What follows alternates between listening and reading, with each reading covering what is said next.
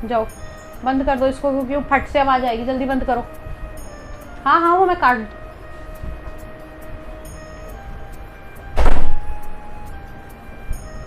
नमस्कार दोस्तों, मैं आचार्य वसुधा हार्दिक अभिनंदन करती हूँ आप सभी का आपके काल भैरव अष्टमी के पार्ट 2 के वीडियो में। दोस्तों आज मैं आपको बताऊंगी कि अगर किसी ने काला जादू किया है, मंत्र तंत्र टोटका किया है, किसी भी प्रकार का आपके ऊपर ऐसा यत्न किया है जिससे आपकी उन्नति नहीं हो रही, कारोबार रुक गया है, घर के अंदर खुशहाली नहीं आ रही, लक्ष्मी का प्रवेश नहीं हो रहा, तो एकमात्र ऐसा दिन जिसे आप कुछ उपाय करके इन सब से निजात पा सकते हैं। जी हाँ, काल भैरव अष्टमी कहते हैं, इन्हें तंत्र मंत्र का देवता कहा जाता है, इन्हें दंड नायक कहा जाता है, इन्हें दंड पाणी कहा जाता है और काल भैरव भगवान शिव का एक रुद्र रूप हैं। इन्हें काशी का कोतवाल कहा जाता है।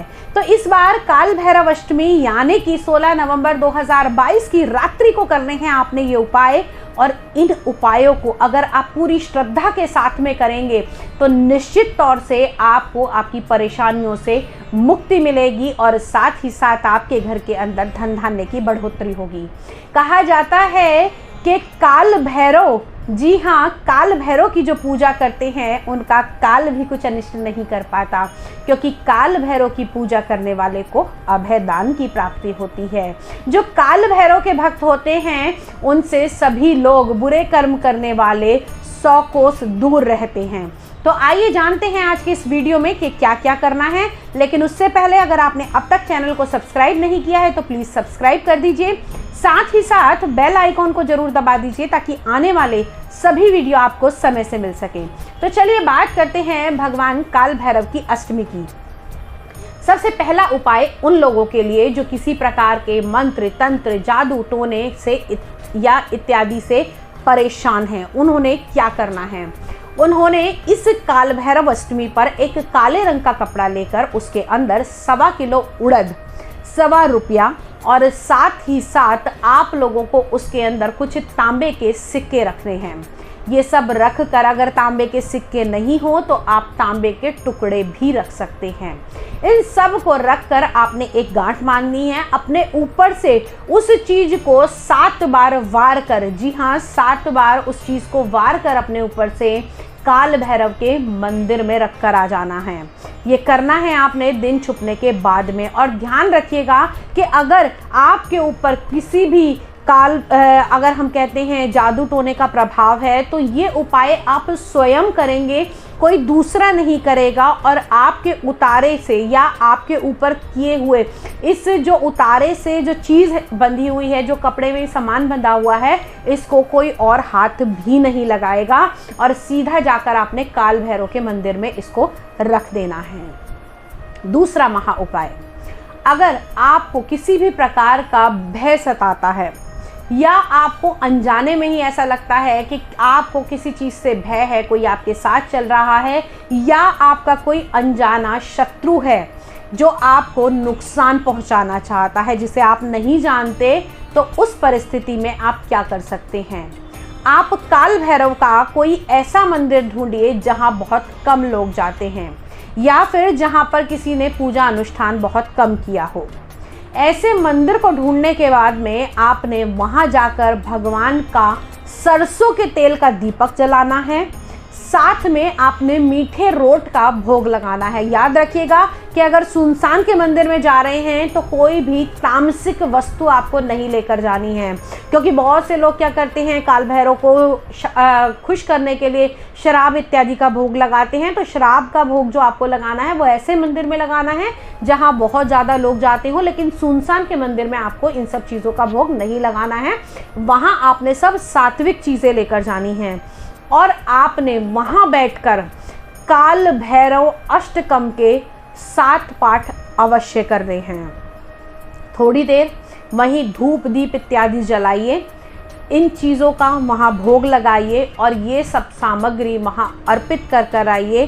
थोड़ी देर काल भैरव की शरण में बैठिए, फिर देखिए निश्चित ही आपकी समस्या का आपको समाधान मिलेगा।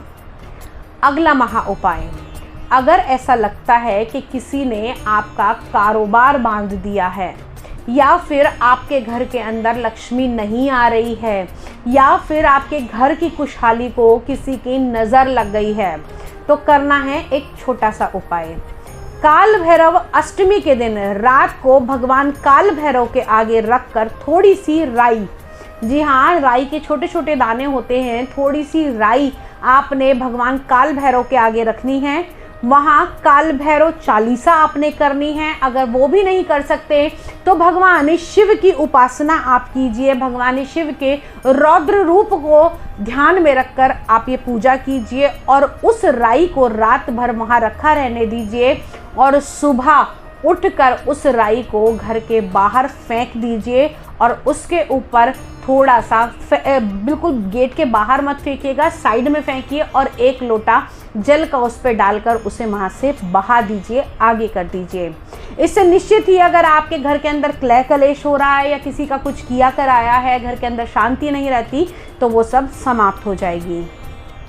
अगला महा उपाय, अगर आप लोगों को राहु बहुत ज़्यादा परेशान कर रहे हैं या राहु की महादशा है और राहु के कारण आपको बहुत सारी समस्याओं का सामना करना पड़ रहा है, तो काल भैरव भगवान के वाहन, जी हाँ श्वान, जी हाँ काले रंग का कुत्ता अगर आपको मिल जाता है, अगर काला नहीं भी मिलता तो जो भी कुत्ता मिलता है आपने उसको दूध और रोटी अवश्य देनी है।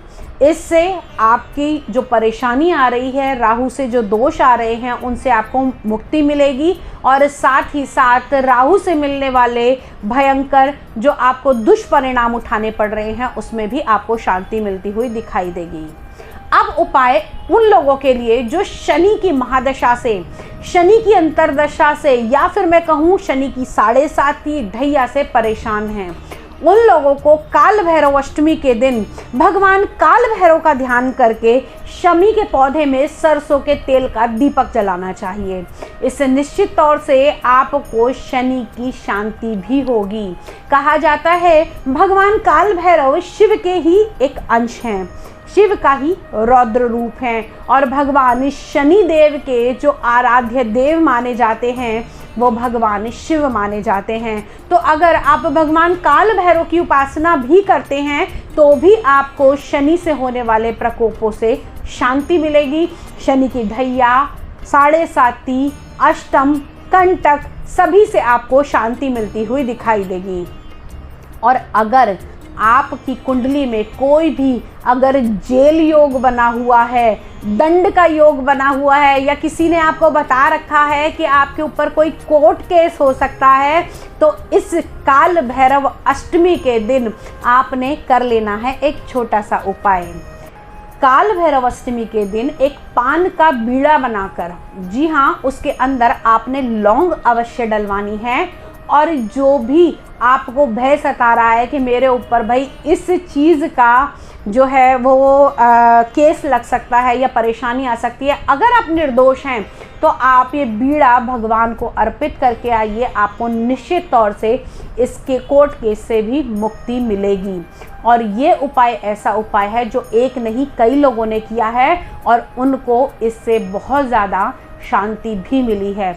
तो ये उपाय आप काल भैरव अष्टमी से स्टार्ट करके आप हर रविवार के दिन भी कर सकते हैं, या ये उपाय आप महीने की कृष्ण पक्ष की अष्टमी को भगवान काल भैरव का ध्यान करके भी निरंतर कर सकते हैं। ये कुछ एक ऐसे उपाय जो विशेषकर विशेष मुहूर्त और विशेष तिथि यानी कि काल भैरव अष्टमी से करने पर आपको बहुत सुखों की प्राप्ति होती है, बहुत अच्छे रिजल्ट्स मिलते हैं। ऐसा करने से आपको अवश्य मिलेंगे। आज की वीडियो में यही वाणी को विराम देते हुए विदा लेती हूँ। साथ ही साथ अगले वीडियो